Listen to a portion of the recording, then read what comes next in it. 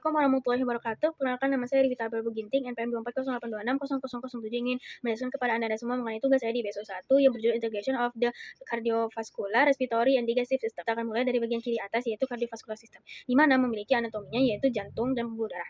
Nah, jantung itu memiliki beberapa bagian yaitu atrium kanan dan kiri. Terus dia ada punya ventricle yaitu ventricle kanan dan kiri. Nah, dia juga punya katup yaitu katupnya dimulai dari tricuspid. Nah, itu di antara atrium kanan dan ventricle kanan.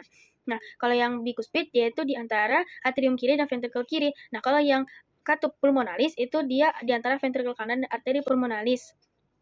Terakhir, dia ada katup aorta yaitu di antara ventricle kiri dan aorta sendiri. Nah, dia juga punya pembuluh darah, di mana pembuluh darah ini tuh ada 3 yaitu arteri, vena, dan kapiler. Nah, arteri ini tuh membawa darah kaya oksigen kecuali arteri pulmonalis. Nah, kalau yang vena dia itu membawa darah miskin oksigen kecuali vena pulmonalis. Terakhir, dia itu ada kapiler tukaran gas atau nutrisi dan juga menghubungkan antara arteri dan vena yang kecil-kecil. Nah, selanjutnya kita akan bahas tentang siklus jantung, di mana itu merupakan serangkaian perubahan tekanan volume yang terjadi di dalam satu detak jantung. Nah, itu diatur oleh sistol dan diastol. Sistol itu kontraksi dan diastol itu relaksasi.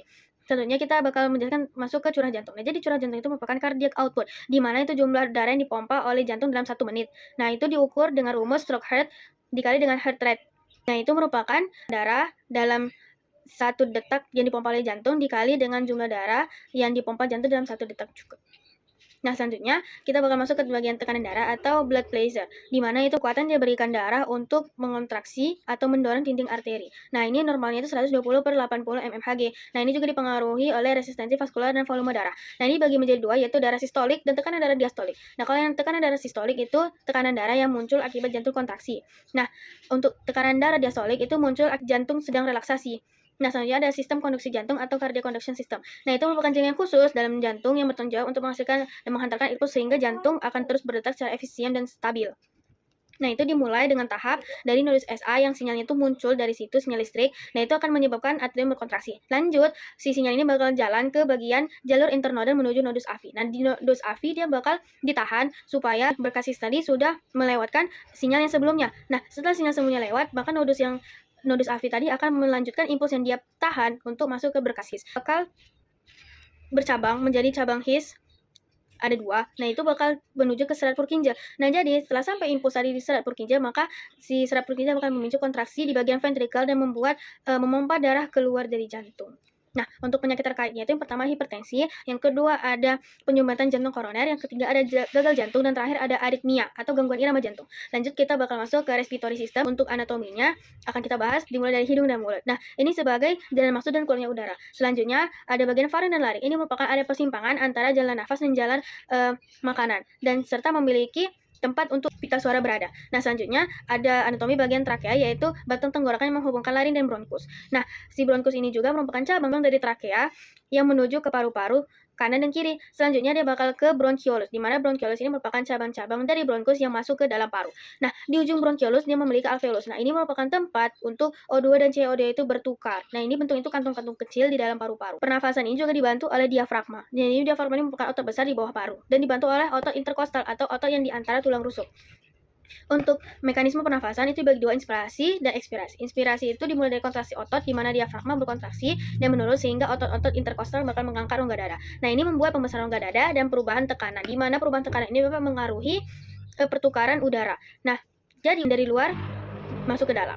Oke, selanjutnya kita bakal membahas tentang ekspirasi. Nah, jadi ekspirasi ini merupakan lawan dari inspirasi. Nah, otot-otot pernafasan ini itu terutama diafragma dan otot interkostal yang sebelumnya dia ngembang itu dia menjadi relaksasi. Nah, ini membuat penyusutan rongga dada dan mengakibatkan peningkatan tekanan udara sehingga udara yang di dalam paru-paru itu bakal keluar. Dan jadi CO2-nya itu dibawa juga keluar. Nah, selanjutnya untuk pertukaran gas itu ada bagian respirasi eksternal di mana O2 itu masuk ke dalam darah dan CO2 itu dikeluarkan. Nah, untuk yang respirasi internal berarti sel-sel itu menggunakan O2 dan menghasilkan energi ditambah CO2. Nah, untuk transport gas itu dibantu oleh hemoglobin. Jadi hemoglobin ini bakal mengikat O2 dan melepaskan CO2. Nah, untuk regulasi pernafasan itu dimulai secara otomatis dari saraf yang ada di medula oblongata dan pons. Nah, jadi neuron saraf yang digunakan itu merupakan neuron yang kompleks Zinger. Nah, ini untuk menghasilkan ritme pernafasan dan meneruskan neuromotorik untuk mengontrol otot pernafasan. Dengan menghasilkan ketentuan, jika kadar CO2 naik, maka pernafasan menjadi lambat. Sedangkan jika kadar O2 turun, maka pola pernafasan menjadi cepat. Nah, untuk penyakit mengenai respirasi ini dimulai dari asma atau penyempitan saluran nafas, ada pneumonia atau infeksi alveoli, ada TBC atau tuberkulosis yang disebabkan oleh Mycobacterium tuberculosis, dan terakhir ada PPOK atau kerusakan progeser saluran nafas akibat rokok. Lanjut, kita bakal membahas tentang digestive system. Nah, untuk anatominya itu dimulai dari saluran cerna, yaitu ada mulut, faring, esofagus, lambung, usus halus, usus besar, rektum, dan anus. Nah, untuk kelenjar pencernaan itu ada kelenjar ludah, ada hati, pankreas, dan kantong empedu. Nah, selanjutnya kita bakal membahas enzimnya. Enzimnya ini ada beberapa macam yang dipakai di pencernaan, yaitu ada amilase yang diproduksi oleh mulut untuk mengubah gula sederhana seperti glukosa. Jadi dia memecah karbohidrat jadi glukosa sederhana. Nah, itu dikeluarkan oleh kelenjar ludah dan pankreas. Nah, selanjutnya ada protoase, di mana ini memecah protein menjadi asam amino. Nah, ini contohnya itu adalah protoase pepsin yang ada di lambung dan tripsin yang ada di pankreas. Selanjutnya ada lipase, itu enzim yang memecah lemak menjadi asam lemak dan gliserol. Ini diproduksi di pankreas. Nah, ada laktase, maltase, dan sukrase. Itu memecah laktosa. Kalau yang laktase tadi itu memecah laktosa menjadi glukosa dan galaktosa. Maltase memecah maltosa, gula dari pati menjadi glukosa. Terakhir ada sukrase. Itu adalah enzim yang memecah gula merah menjadi glukosa dan fruktosa. Nah, selanjutnya kita bahas mengenai nutrition absorption atau penyerapan nutrisi. Nah, itu dimulai dari pencernaan di mana makanan dipecah menjadi molekul lebih kecil seperti glukosa dan asam amino. Nah, selanjutnya bakal terjadi penyerapan di usus halus di mana nutrisi yang sudah dipecah tadi diserap melalui dinding-dinding usus halus dan dilapisi oleh fili dan mikrofili untuk meningkatkan area penyerapan. Selanjutnya, nutrisi yang terserap kemudian masuk ke aliran darah dan dibawa ke seluruh bagian tubuh untuk disimpan menjadi energi. Nah, terakhir, usus besar yang bakal menerima sisa-sisa nutrisi yang sudah tidak ada isinya lagi dan akan menyerap yang bahan terakhir, yaitu ada air dan elektrolit. Nah, untuk sisa makanan yang dibuang tadi bakal menjadi ekskresi dan diubah menjadi feses. Nah, selanjutnya kita bahas mengenai digestive system regulation atau regulasi pencernaan. Nah, jadi itu dimulai dari fase cepalik atau di kepala. Nah, itu dimulai dari penglihatan, bau, rasa, pikiran tentang makanan yang diatur oleh saraf vagus atau ini termasuk saraf parasimpatis. Nah, ini membuat stimulasi sekresi lambung. Nah, selanjutnya untuk fase gastrik atau fase lambung, di mana makanan yang sudah masuk tadi ke saluran pencernaan bakal masuk ke lambung. Nah, jadi di lambung ini bakal diregulasi oleh gastrin dan distensi lambung. Dan ini menyebabkan meningkatkan sekresi HCl dan motilitas. Nah, terakhir ada fase intestinal atau fase di usus, di mana dimulai saat cime masuk ke duodenum. Nah, ini diatur oleh sekretin, CCK, dan GIP. Dan ini menghambat lambung dan mengaktifkan pankreas dan empedu. Nah, selanjutnya terakhir kita bahas mengenai kerjasama antar tiga sistem tadi. Nah, di mana dimulai respirasi. Nah, respirasi ini bakal menyuplai O2. Nah, selanjutnya setelah disuplai oleh O2, bagian sistem kardiovaskular bakal mengendalikan O2 dan nutrisi.